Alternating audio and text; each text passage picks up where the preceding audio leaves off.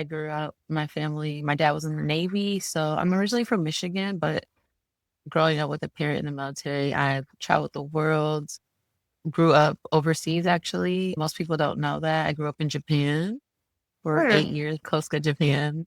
So more Okay, I live southern. in New. And then prior to Japan, I was in Hawaii.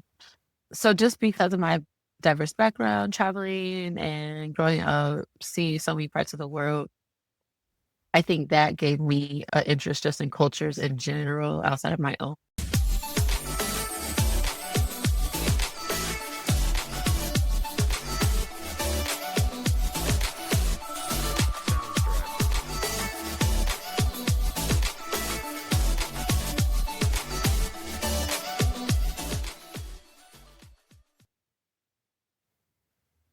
All right.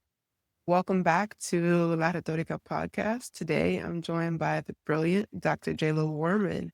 Dr. Wourman is an assistant professor of English at Howard University, where she teaches a range of courses from technical writing, visual rhetoric, and design. Her research explores the ways culture and language shifts between communities, which is reflected in all modes of communication from print, digital, and multimedia. Prior to joining Howard, she worked at James Madison University. She developed and taught courses on cultural rhetoric, digital humanities, and technical communication, and was awarded the Provost Award for Excellence in Research and Scholarship.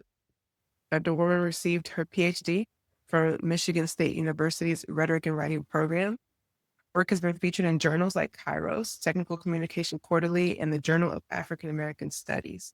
And her role on the NTTE's 4C's Black Technical and Professional Communication Task Force is literally changing the way we understand Black cultural practices in technical spaces.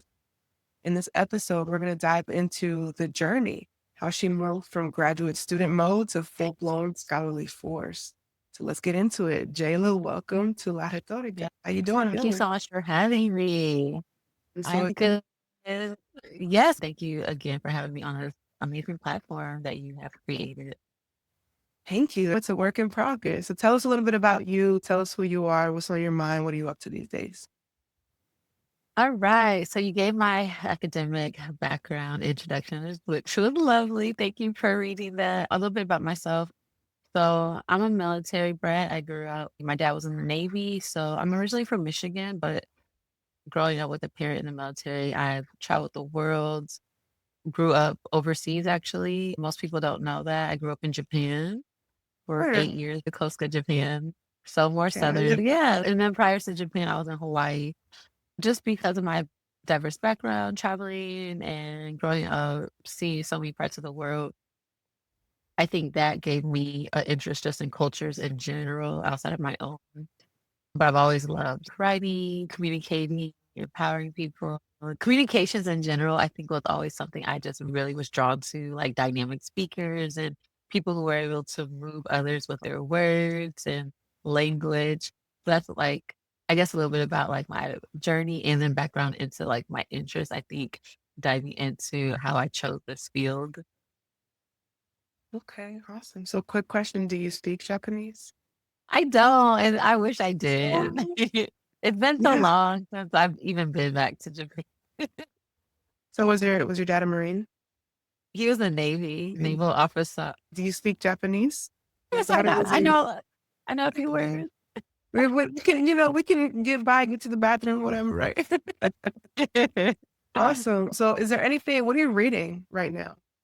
Okay, yeah. So I'm actually reading a few things. Of course, I'm reading like different articles. I'm doing some research right now on the Harlem Renaissance and looking at design work that emerged from that time. So I'm just like diving into a lot of like poems and also actual artwork. So that's been really cool, like reading the art. There's also a book that I want to dive into this summer. I haven't started it yet. It's called The Black Experience in Design. It's an anthology.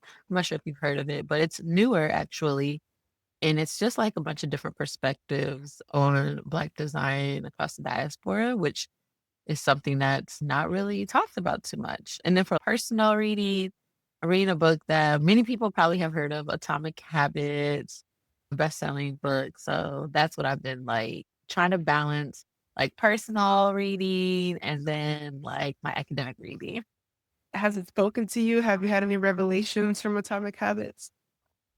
Oh, already, like, when you open that book, I think the first few pages, I'm like, "All right, it's gonna take me a minute to get through this book so I can digest it." The main thing so far I'm taking from Atomic Habits is to really embrace, like, that first step, the small Mhm. step, this because you don't see any results in whatever you're trying to work towards, whether it's, like, a goal or just a habit, like, anything in your life, right? And then the first few steps, it doesn't really seem like nothing's happening. And I'm just like embracing that. Oh my gosh, this is the most important step. The step where I Totally. don't see a result. Yes. Okay. Yeah. So is there anything that we should be reading? Our audience, women in higher education, what should we be picking up? Well, there is a new book that was just released, the Rutledge Social Justice and Technical Communication by Rutledge. I don't know if you saw that was just released. I did. I saw. I believe it was Alicia Hatcher posted that she has a chapter in the So collection. many amazing people have a chapter in Yeah. there. It is edited by phenomenal women. I know so many awesome people that are featured in there. I cannot wait to dive into that. I have not started it, but I want to get a copy so I can dive into it. Because social justice is not done. And you know what? Yeah. So I'm gonna put a link in the show notes for that if you want to check that out. Awesome. Thank you so much. And what are you writing? What are you writing right now? Yes, I mentioned I'm doing some research right now on just some like artwork and design in the Harlem Renaissance. So I'm actually working on a piece, an article that's going to be trying to develop and discuss what I believe is a framework for how we can better understand visual rhetorics that centers the Black experience. So, Black visual rhetorics. And what does that look like? What are some of the terminologies that we should be thinking about? What are some of the aesthetics of Black visual rhetorics? So, the article itself is going to focus on the Harlem Renaissance because a lot of the writers and artists back then were really actually talking about Black aesthetic. So I want to start there because this is a part of the bigger project for me. But I think this article is going to put it out there with this framework I'm developing so people can understand that Black art, Black design, Black visuals, like we have been talking about this for years. It's not so much written in our discipline, talked about specifically the Black approach to thinking about design. And I really want to tease that out. Yeah, that's awesome. I just learned about the dandy at the Met Gala. Yes, the dandy. Yes.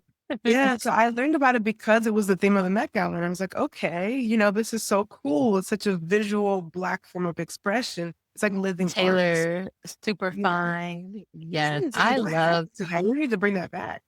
I was so happy when I saw that was the theme for the Met Gala and just them highlighting Black designers and tailors because, of course, during that time period when a lot of Black designers and tailors were emerging and creating for us, they were, of course, not mainstream. So it's really nice that the Met did that. Did you get to see the opening medley? I Did did. I was sharing that on my socials with friends. It was so good. Alright, so you transitioned from Michigan State University as a doctoral student to now you're at Howard University. How long have you been at Howard? Tell us a little bit about that transition. So I didn't transition directly from Michigan State because, as you mentioned in the opening, I got my first job out of my doctoral program at James Madison University. So it's Nice. still close in Virginia, but more in the rural area of Virginia, closer to the capital, Richmond, in that area. So I took that job first, was there for 3 years, and then I got a new position at Howard. So I just wrapped up my first year now at Howard University. Yeah. So what do you think shifted for you mentally, emotionally, professionally from the shift of going from Michigan State to then James Madison to now at Howard? There's a lot that happens from going from grad student, specifically from doctoral student, and then going straight into your job if you are pursuing. a professor position, there's a lot of orienting of yourself that you have to do because you're no longer a student, you're faculty, and then you're also an expert. And in many ways, we don't feel like it because we just wrapped up this dissertation and it feels like you just were like getting to your expertise when your dissertation is done. It's only a small portion of this big conversation your dissertation can capture. And you only have so much time. So I feel like going from that mentality, and then if you're like me, you got a job. Like I had my job before my dissertation was even written. I knew I had a job. Thankfully, like I was so blessed. That's the way it lined up for me. So that mentality, I think, also played a role in shifting me knowing I was already going to be a professor before I had defended my dissertation. I had signed my contract already. So while I had to shift that mentality from student, it was already happening as I was finishing up my dissertation. Do you feel like an expert? When did that happen? Does it happen when you defend? Does it happen? When does it happen? I think there's moments that you feel like an expert, but for one, many of us, we would all agree we're always learners. We're always students, right? We're always learning. But I would say I felt like an expert. I really started to feel like that when I was with my colleagues writing the Black TPC resource guide for Cs. And when we started to share that work, doing like webinars and presenting our scholarship essays, and then co-editing the special issue for Technical Communication Quarterly, I feel like that's when I was like, wow, yeah, I know what I'm I talking mean, about. that's amazing. So talk to me a little bit about what kind of support and mentorship or community helped you make the transition from grad student to faculty. Yes, so I had an amazing dissertation committee and mentors. So they played a vital role, which I think is why it's important that your dissertation chair, and not only your chair, but your additional committee members, and then readers, letters of recommendation, writers, and then maybe even spiritual mentors or other mentors outside of academia that supports you to help you. I think that is like your village, like that grounds you. So I had bits and pieces of mentors. I've always kept mentors since I was actually an undergrad. I really do believe in the value of a mentor. So I would say that my dissertation committee from that academic side really did help me with this transition, checking in on me and making sure I understood like certain milestones that would be important for me. Granted, my job also, there were mentors at James Madison when I first started, and even here at Howard, I had a mentor. So I would say that's good for you to have mentors at your job. But your committee, if you're transitioning from that grad student, those will be your first line of support because they know you so well. They've worked with you so closely. So making sure you harness that relationship. Don't think that relationship is just over, like just because you graduated. Like, no, like those relationships matter. Is there anything as a student that you wish had been different, or do you feel pretty good about it? I mean, as you now transition to the other side of it, and you're now in the role of mentor and supporting Mm. students. Is there anything you're trying to do differently? There's a few things that come to mind when you ask that question. In terms of the program I was a part of, because I had such a special interest in looking at Black language, rhetoric, design, when I was coming from a professional writing background already before I came to my PhD program. But once I got there, I knew I wanted to continue studying African Americans and thinking about our approaches to whether it's design technology. That was my area. And because there were not many, there were maybe one or two in my program that had that kind of background or expertise. I actually had to go outside of my department and I had to find some mentors and I had to just really read on my own, study on my own, connect with the Black Studies department. And that's how I became affiliated with Black Studies. And now I like publish in Black Study journals and do some of that research as well because I had to see where can I find this information that I'm not really getting in my program that will allow me to do this research. So that I think that makes me aware that sometimes I don't have all the answers as a mentor now, right? So encouraging my students that I might mentor that it is okay if you are going out and seeking additional help. There's the expectation as a mentor is not that you have all the answers. So I was lucky enough that I was encouraged as a student to do that, and that really did help me. It's interesting because what I was thinking was, wow, as a student, you had to be really self-motivated to go and seek the mentorship that you needed. Would you say that's true? I definitely had to be self-motivated because on the flip side, there was a lot of peers that were looking for more of that support within our community, our department, or maybe the classes that they were taking, and were still feeling like maybe they didn't have all of that. So it's important to be self-motivated. I think that's something else I would say, like to be self-motivated. That's something though that was pushed, instilled in me, I would say from my family. Cause that's not just something I'm born with. I don't think we're not just born like that. That's something that's cultivated over time. But I would encourage people, like, if you're going to be in a professional degree seeking program, many times you have to be self-motivated because there's gonna be times you don't wanna do it anyway. So outside of that research part that I've been talking about, to complete a degree of that nature, whether it is a PhD, a master's, you have to be self-motivated at this point in time because most of us are adults at this point in time. Yeah, I think we all know, like, once you're done with coursework, you have to be self-motivated and structured to get to finish. But I don't know that a lot of us are thinking about, oh, I have to be self-motivated to find my own peer or like group or support. Yeah. And I'm curious too about, okay, so at what point do we encourage students to be self-motivated and seek what they need perhaps outside of the department? And at what point do we reflect as a department and say, hey, why are we not meeting the needs of students within the department? Yeah. Ooh, that's loaded. Because you just touched on an issue, that second part. In terms of for the departments, I think that has a lot to do with recruitment and retention Mhm. because you have to look at your institution type. And I was at Michigan State University, which is a very large PWI, so the largest university in Michigan, but it's predominantly white. So your department needs to also look at the needs of the students that are being recruited, those research areas. And granted, the research areas typically are going to be supported because you're not going to be recruited if like the professors can't support that. But a lot of times, I believe that these departments are not really thinking about holistically, like you're mentioning, the needs of the student outside of coursework, outside of some of their readings.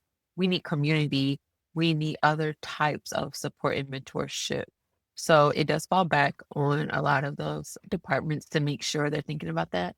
And then to your other point, I think we need to be telling our students that early on that they need to be seeking various forms of support and mentorship, not just within the department. I had professors who were telling me that because when I was transitioning, I have a unique journey, I would say, because my master's program, and I got my master's at my alma mater, Eastern Michigan University. And prior to that, I had a lot of professors who actually knew professors at Michigan State. So they knew people either working there, people who were leadership in the program I was interested in. So there was already that community. They were already giving me like some guidance, like, okay, this is someone that you probably want to talk to. This is probably somebody that's going to help you. Me, I'm soaking everything in. All right. Cause I didn't really know nothing prior to my starting my PhD. Like my master's program is when I really started to learn about research, to be honest. That's when I really, so I was just soaking every piece of information in. And I asked so many questions, like, because I felt behind. I was like, there's some Mhm. people who knew they wanted to get a PhD, and that wasn't me. So I think when we're talking about self motivation, you have to understand where I was coming from. I felt like I was behind, but in reality, I wasn't. I just had a different path. I Mhm. just had taken a different journey. So because I was being that networking was happening. Once I got to Michigan State, I hit the ball running. That's where the self-motivation started. Nobody had to tell me this is who you probably should talk to because people were already telling me like, okay, there's not that many people maybe who are doing what you're doing, but these are people I would suggest that you connect with. So then I set up meetings and I became president of our graduate student organization. So I'm like, I'm that girl who in grade school was a part of student council. So no surprise. No surprise in my doctoral So program. you've been that girl. I would tell people when I became a mentor as a student as well, I was like, your first year, y'all can set up meetings. We are encouraged to do this, but I think some people are still hesitant to do this. Like even going to office hours as an undergrad, meeting with your professor, taking that initiative is a little bit scary. If you don't really know them, you feel apprehensive. We were encouraged to set up like coffee meetings with potential professors that you're interested to work with. I'm not sure how soon people did that. I know I personally did it in my first semester. I did it because I didn't want to wait until the end of my second year to be asking people to be on my committee. I wanted to have formed relationships with enough people. I wanted them to know me. And even if they weren't on my committee, that was a relationship. So I think that's important. We don't think about transaction. We think about relationship building. That's how you actually find who's going to be a good fit, who's going to be a good mentor. Yeah, I just love how proactive you are, and that's something I had to discover for myself throughout my doctoral program. Advocating for myself, being proactive, and seeking those mentorships. I think part of me wants to gripe on faculty should or the department should, but I really think as and transitioning into a faculty position, you realize like, wow, there's so much going on. What would be your advice you would give to a new graduate student who's maybe struggling to claim space in academia, who's feels like maybe their identity is marginalized or overlooked? What would be your great advice? I would say, in addition to seeking out professors outside the department or within, find organizations also on Mhm, campus. I think we underestimate when we're in graduate school the role of extracurricular. We think that's just undergrad, but I was also a part of our Black Graduate Student Association. I was a member because I needed that community of peers. So now we're not talking about that professor student mentor. Who are your peers outside of your cohort, right? mhm. So, like, who are people across campus on that same journey as you? You're going to form so much connections just through that. So I joined that. I'm trying to think what else.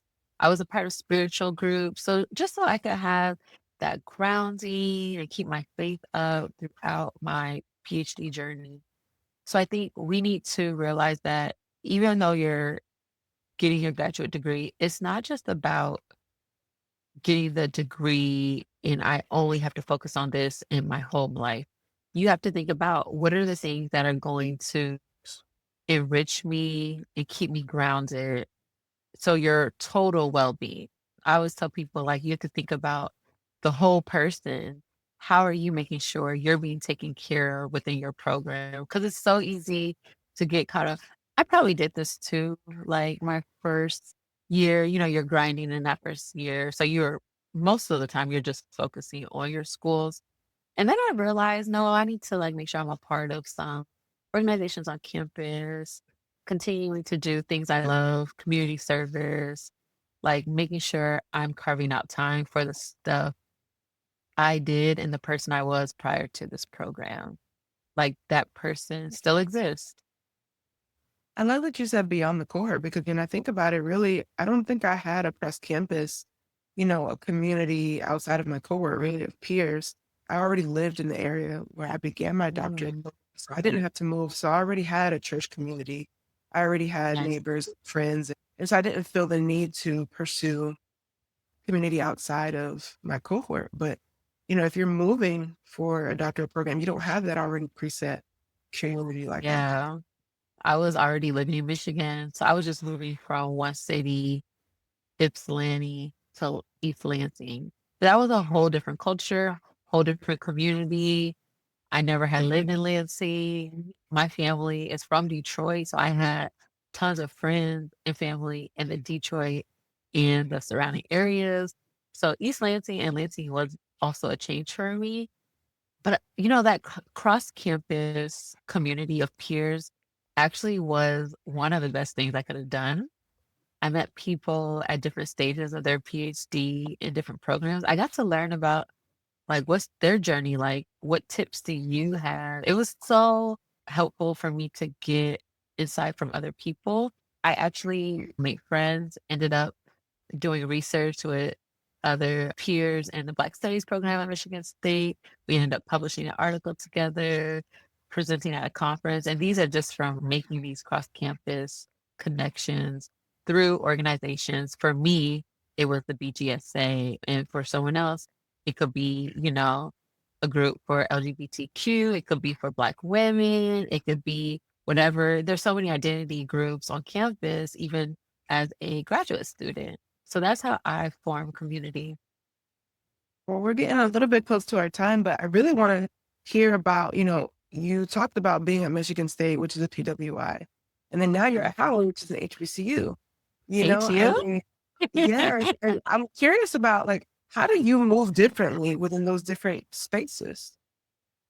Man, this transition to Howard has been beautiful. Like You're glowing, girl. moving from a PWI as a Black person who's never attended an HBCU, like my education was at predominantly white institutions. I got my degrees, like, so to be able to be in this space, it's actually like a kind of freedom I didn't know I needed. I would say that Mm, because it's not like my education was bad. It's not like I had horrible experiences, like those were the spaces I was in. So that is how I learned how to navigate being one of few Black people in a room at a institution where we are the majority. It's international, but we're the majority to be in a classroom where majority of my students are Black, to be working in a department where a majority of my colleagues are Black.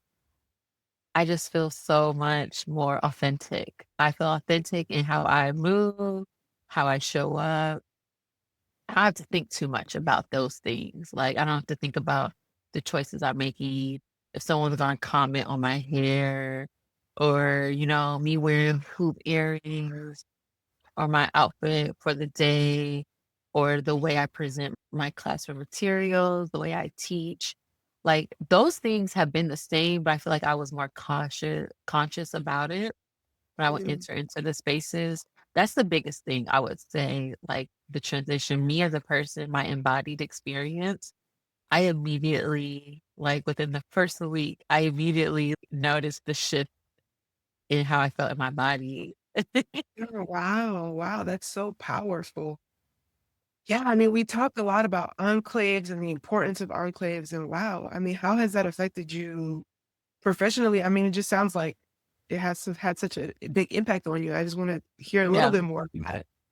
And I want to say it's also affected my research. So, like, my research has been the same, but I feel like it's given me more insight to be surrounded by such brilliant scholars and to be on such a historic campus like Howard, and then being in the English department with and knowing the legacy and the history of the English department and who has been on campus and just all the prolific writers. I have felt more empowered and inspired to do research and really push the grains of our discipline and really go all in, be more imaginative and be more creative and not worry so much.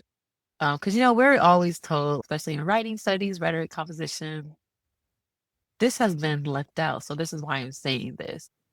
So I already understood that about our field, but I would say now I approach the research like it's not that I don't do the research because it's been left out. I do it because it has to be said because this has been a part of a literary tradition. So I'm doing this because it has to be told. The story has to be told. I just feel more inspired to do that work. It's not because I'm trying to speak to a white audience and let Mm, them know about, you know, what's been left out in the field. That's not the way I'm thinking about my research now. Like the way I'm thinking, it sounds like complex and I'm trying to articulate it. oh, I get it. You get what I'm saying? It's like I, my approach to research is so different now. I'm being introduced to a lot more literary artists and writers, learning about a lot more because I'm surrounded by such a very diverse group of scholars here at Howard. So they've been opening my eyes to different approaches of how I can speak to my research and incorporate new readings and new works of art that I don't think I would have been as exposed to or thought of this approach.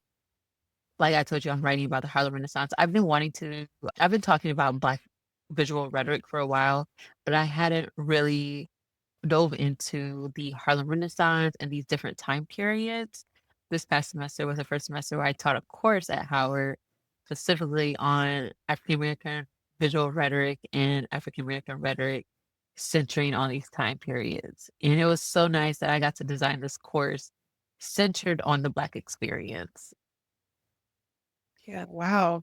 I mean, you're such a powerhouse. This is Uh, amazing. Thank you. And I feel like I'm just getting started. Yes, I'm on the post, I'm on the post. Yeah. I'm also just reminded every new stage and every new season, you're doing so much more learning. Going back to your question, like when do you become an expert? Man, I just feel like you're always learning. And once you know something, yeah, you might call yourself an expert, but then you're going to realize there's still so much more I don't know. So don't be shy to feel like you do know what you know because you know what you know.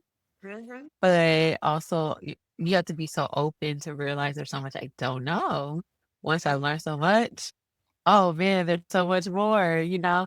And that's the exciting part, I think, about being a scholar, about being in our field. If you can be humble enough, that is actually an exciting part of the journey. I think I'm grown to be more humble just in life. I remember being 21 thinking I knew everything. And then you look back and you're like, girl, you didn't know anything. Right. You Like, knew you knew something, but you didn't know too much. so I'm like, well, now I know quite a bit now, but I'm sure in 10 years, Yeah. there's so much more. So as we close out, ask you some basic questions I ask everybody. So what's grinding your gears this week? What is grinding my gears this week? What is grinding? This political climate, I think, has been grinding my gears. But actually, this week, in these past few weeks, I just made a, a decision to just like tune it out so I can Mhm. enjoy time with my family, time with my cohort of scholars in the fellowship program. So while that could be grinding my gears, I tuned out a lot of that noise. I know there's so much going on though. Like I am aware, I mean, that's what you gotta do sometimes. You just gotta turn it off. but I think a lot of that. But just put a lot I of that. definitely I definitely had to tune it out because I was like, not right now. I need some me time. Yes, and that's the perfect answer. My next question is what's bringing you joy this week? Yeah, so I'm actually celebrating my cousins in Michigan, their high school graduation. So I got some family time.